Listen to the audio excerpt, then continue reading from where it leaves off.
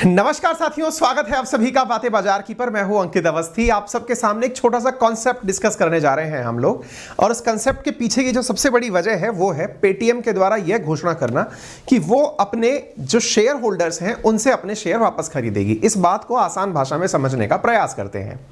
एक बार के लिए हम पेटीएम को किसी एक सब्जी वाले से कंपेयर कर लेते हैं, उससे आपको समझना आसान हो जाएगा। एक बार के लिए विचार करिए कि एक सब्जी वाला है जिसके पास में 100 किलो आलू हैं। उसने खुले बाजार में 100 किलो आलू बेचे। अब वो ये चाहता था कि इन आलूओं से जो पैसा मिलेगा उन पैसों से मैं और कोई व्यापार करूंगा।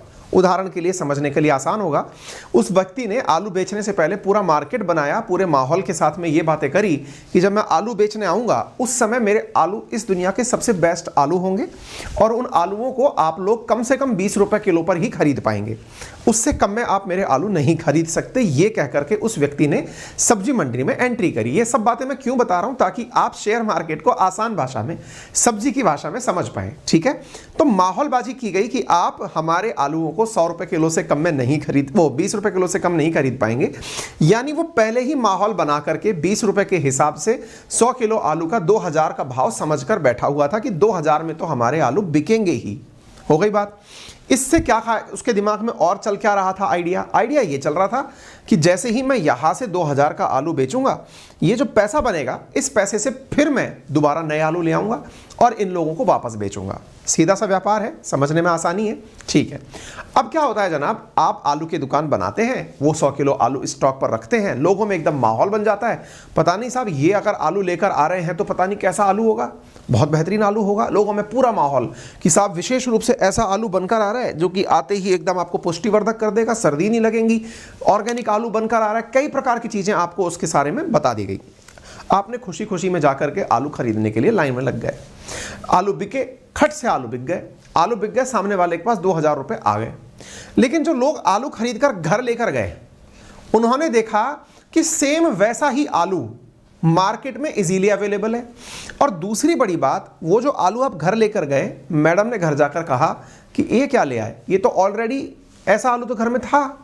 और बोले घर में था तो मतलब, बोले इसमें कुछ भी खास अनोखी चीज नहीं है। आपके दिमाग में टेंशन हुई, तो आपने तुरंत अपने घर में अपने घर गृहिणी से कहा, या अपनी माता जी से, अपनी पत्नी से, अपनी सिस्टर से कहा कि भाई देखो, इसके बारे में किसी को बताना मत।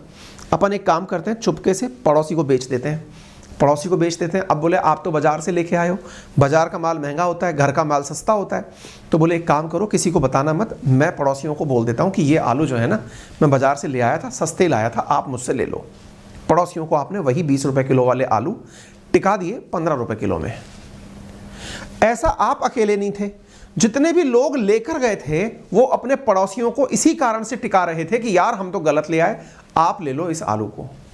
मैं इधर सोच रहा हूं कि मैंने 2000 रुपए कमा लिए आप लोगों को 20 रुपए किलो आलू बेचकर, लेकिन अब मेरे दिमाग में टेंशन ये हो गई कि मैं अगली बार जब आलू बेचने आऊंगा उस समय से पहले आप लोग 15 रुपए किलो में सेम वही आलू मार्केट में टिका चुके हो, तो कोई मेरा 20 रुपए किलो वाला अगला बार आलू खरीदने कौन आएगा। मैं टेंशन में चला गया। मैंने कहा यार ये तो बड़ा लॉस हो गया, अब क्या करें, दिमाग खराब।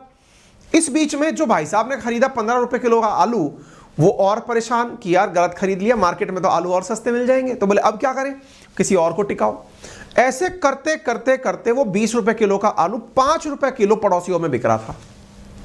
और इधर मेरी टेंशन कि मैंने पैसे तो ले लिए, लेकिन अब मैं क्या करूं। बोले क्यों, क्योंकि अगर मैं अगली बार आलू बेचने आया तो भाई साहब मार्केट में तो मेरा आलू 5 रुपए किलो चल रहा है, कोई और भाई साहब मेरे सामने आके बैठ जाएगा कि ये वाला आलू 5 रुपए में हमसे ले लो। मेरी टेंशन, हालत खराब हो गई। यहां पर जो पूरी कहानी मैंने आपको बताई है, यहां पर आलू विक्रेता मैं नहीं हूं, असल में विजय शेखर शर्मा है, जो कि इस समय पेटीएम के मालिक हैं। खरीदार आप और हम हैं, जिन्होंने आलू के रूप में आईपीओ के अंदर, यानी सब्जी मंडी के अंदर जाकर के हमने शेयर खरीद लिए थे। जिस भाव में लोग आलू खरीद रहे थे, यहां पर 2000 के आसपास के भाव में लोगों ने उनके शेयर खरीदे थे। शेयर मार्केट में एक बार तो बिकना शुरू हुए, लेकिन जैसे ही लोग घर लेकर गए, यानी ओपन मार्केट में शेयर आया, तुरंत उसकी लिस्टिंग, यानी लोगों तक पहुंचते पहुंचते वो शेयर जो 2000 रुपए के आसपास शुरू हुआ था, अब वो मार्केट में 500 रुपए में बिक रहा है। विचार करिए, एकदम आलू की कहानी से आपको समझ में आया कि नहीं? जहां मैं 100 रुपए की बात बोल रहा हूं वहां 1 लाख करोड़ की बात हो रही है। वही शेयर जो 2000 का था, यानी 20 रुपए किलो का जो आलू था, वो आपके सामने 500 रुपए में बिक रहा है, यानी कि 4 गुना प्राइस, यानी कि 20 रुपए वाला 5 रुपए में मिल रहा है। चीजों को अगर आप रिलेट कर गए हैं तो आपको विजय शेखर शर्मा यानी कि मेरी परेशानी समझ में आ गई होगी। अगर आ गई हो तो इसी बात पर वीडियो को लाइक और शेयर कर देना। इतना आसान है आपको यह बताना कि आईपीओ के अंदर, शेयर मार्केट का अंदर कैसे भाव गिरते हुए नीचे आते हैं। अब सवाल बनता है मेरे पास क्या तरीका है कि मैं अगली बार जब मार्केट में आलू लेकर आऊं तो अपनी वैल्यू बढ़ाकर रखूं। इसका क्या तरीका है? केवल इतनी ही बात नहीं है भाई, इतनी बात यह भी है कि मैं आलू का थोक व्यापारी हूं, मेरे पास और भी बहुत सारे आलू रखे हैं। आपके इस भाव के गिरने से मेरी ओवरऑल मंडी की वैल्यू खत्म हो गई। इस स्थिति में एक तरह से उस कंपनी की अपनी वैल्यू कम हो गई ना। अगर मैं बात करूं, पेटीएम ने बहुत सारे शेयर निकाल दिए थे मार्केट में, उनकी वैल्यू घर के नीचे आ गई। इसका मतलब सीधा सा है कि उस भाव पर अब बचे हुए जो पेटीएम के खुद के पास शेयर हैं उनकी वैल्यू भी नीचे आ गई। तो जो कंपनी बिलियन डॉलर की कंपनी हुआ करती थी 10 बिलियन की, हो सकता है वो घट करके और नीचे आ जाए। उम्मीद है आपको ये बात क्लियर हो गई हो। इससे बचने का तरीका क्या है? अपनी इज्जत पुनः प्राप्त करनी है। पुनः प्राप्त करने के लिए क्या करें?